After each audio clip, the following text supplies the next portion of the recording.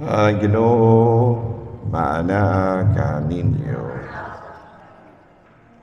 Ang Santos nga Ebanghelyo, sumala ni San Mateo.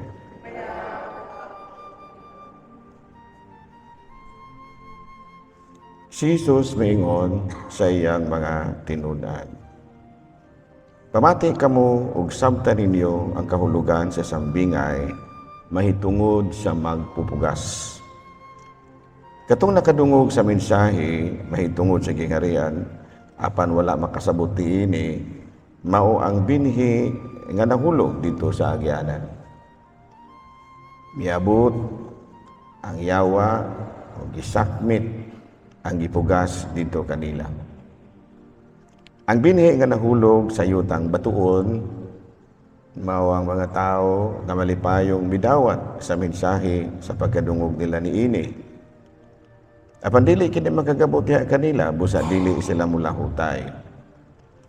Sa pag-abot sa mga kalisdanan ug mga paglutos tungod sa mensahe, muundang ra pud dayon sila. Ug ang binhi nga nahulog sa dapit sa mga sampinit, mao ang mga tawo nga nakadungog sa mensahe. Apan ang mga kabalaka, bahin niini kinabuhia, o ang gugma alang sa bahandi mulumos sa mensahe. Dili sila makabunga. O ang binhi nga napugas dito sa maayong yuta, mao ang mga tao nga nakadungog ug nakasabot sa mensahe.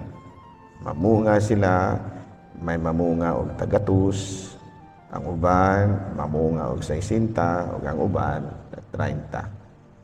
Mga igsoon ko diha ni Kristo ang Ebanghelyo sa Ginoo.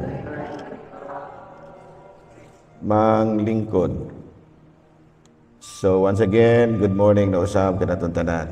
In our gospel for today, Jesus Christ explained to his disciples, to his apostles, his parable about the kingdom of God.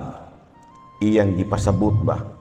Kay wala man to niya napasabot last Sunday ba to, wala niya mapasabot para pag kulang na urang nabitin, karon niya nang gipasabot.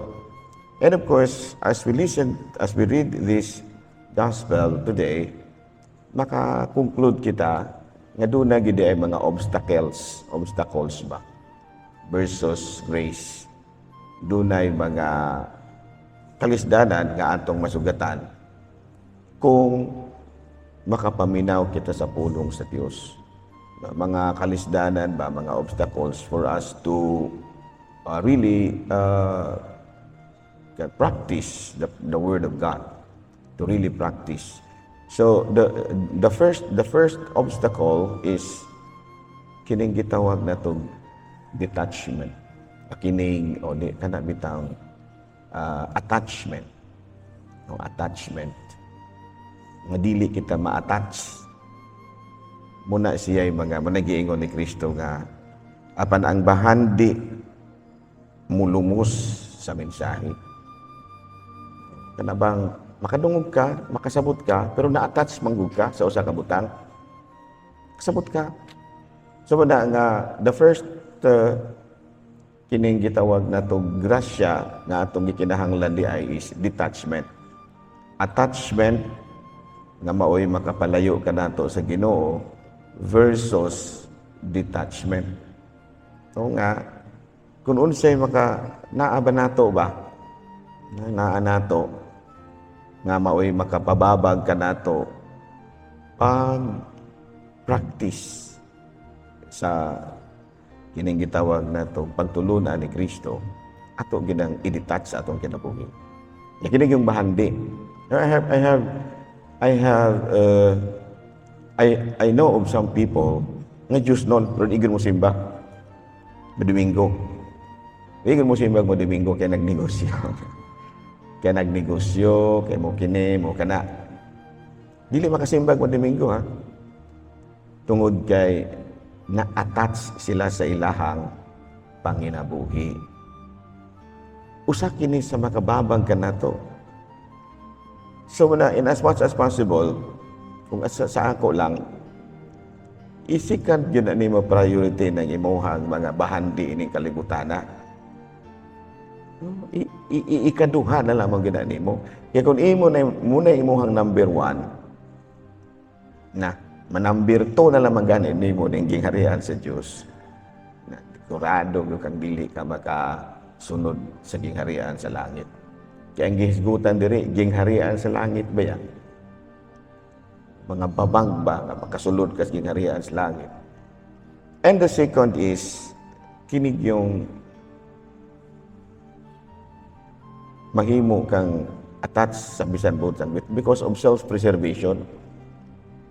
Nya, moingon ka nga, nya, og dili may, na makadangog magkuana nga. Nya, og dili may mo trabaho, mukaon na may Domingo. Kadangog ko anang mga filosofiya. Mukaon na may Domingo, di, mo trabaho jud may. See? Self-preservation. No? Kung gusto kang musunod ni Kristo, o siya gisulti ni Kristo, kalimti ang imong kaugalingon. Kalimti usa na, and follow me. Maoy palabiha ang pagsunod kang Kristo. Muna iyang giingon nga, seek ye first the kingdom of God. Yan naman, kay ang gingharian sa langit, resulted din sa first reading, abubuan kuno siya matod pa sa kining atong first reading. Ingon diya na, nya ang imong gugma sa imong kaugalingon, no? Ang imong pag-preserve sa imong kaugalingon, i-number 2 na nimo. Ang imong yung gugma nga puyan, mao ang imong gugma nga to sa imong isig katao ug ang imong gugma sa Dios. Naa gani ka ana, madetach gyud ka sa mga worldly belongings. Kaya kung wala ka ana, ang imuhang gitagaan o gibugaton, ang imo ra gyud. Adi jud ka musimbang Domingo kay maalkansi ta na, wala tay kwarta niya, sud na. O dato na bigyan na kayo. Pati na daghan ang kwarta, pero di na sud kayo. Di na jud ko ka lugar kay busy kay ko. Gabaan gani ka na. Purduyon Ginoo gas Ginoo wala mo hinilak ni mo ako mingon na Ginoo ba nga. Mingon ba Ginoo nga tungod di ay kinadato ka nang di nakakasimba kay daghan man kay kang negosyo. O sayo na no. Pobrehon ra ka sayo na kay kang pobrehon eh. Tagaan kag sakit nga kanang dako mahal. Tagaan kag sakit nga kanang mahal kay bayad ang ospital kana bang igbungat sa doktor moingon ang doktor nga kini imong sakit sir pag-andam lang mo ani daan kay operahan gyud ka mga pila dagway dok bisag mga 5 million igo-igo ra ginaka transplant man gud ning atoa transplant ba imong kidney ato man na ilisan kanang imong heart ilisan pud na nato ay 6 million or 5 buhi na kaani mo ba kurot jud ayo tanawa di ba magsige na kag simba tanawa mapurdoy na ka di ba magsige na kag simba magpahilak-hilak pa ka diri ako yung Ginoo palungon ni nung tikaw o may gani kay dili ako yung Ginoo ako na ko fay Ginoo masultihan yun maingnan yun nga sudah palungon ni nung tikaw may ginaangat ni mo may ganit kadili ko Ginoo ang Ginoo puno sa kaluoy.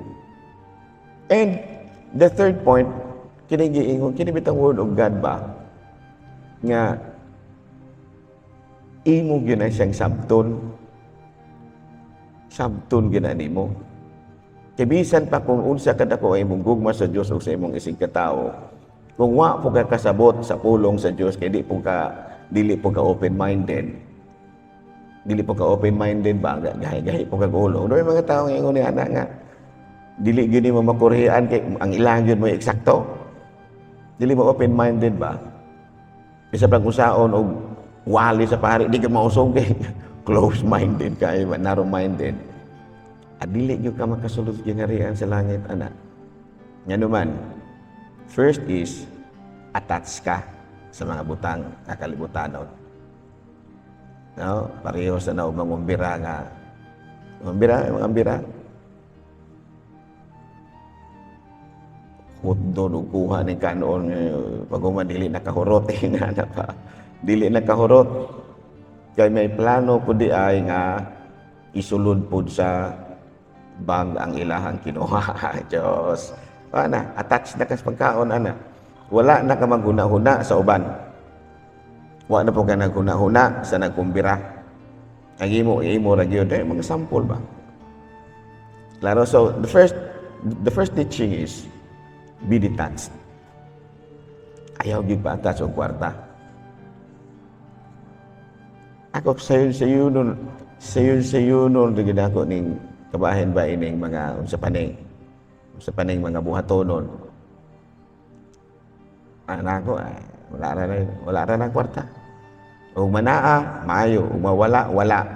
Kung natingala ko daghan man doon tag kwarta hinoon kay daghan man doon tag project ayo. Do not be detached with material things. Ayaw huna-huna nga mopalit pa ka og naman yung inana nya kana bang daghan mo kung planong paliton kanang balin ng mga hangula, attach pa.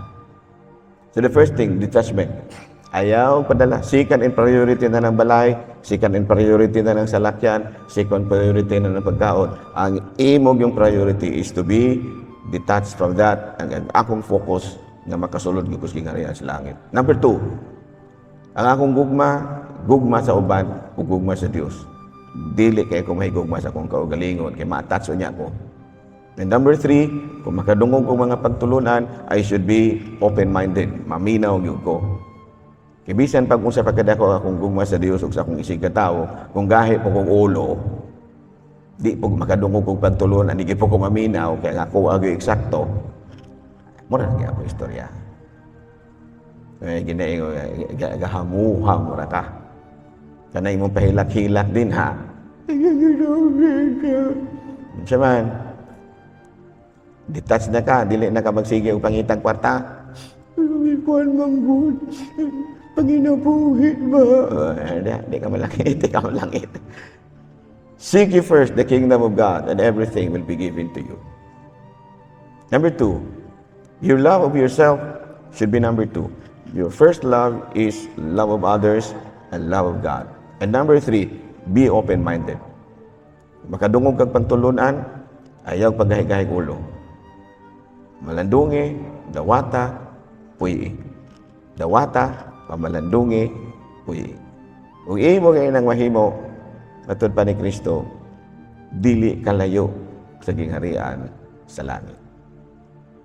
Manindog. Moingon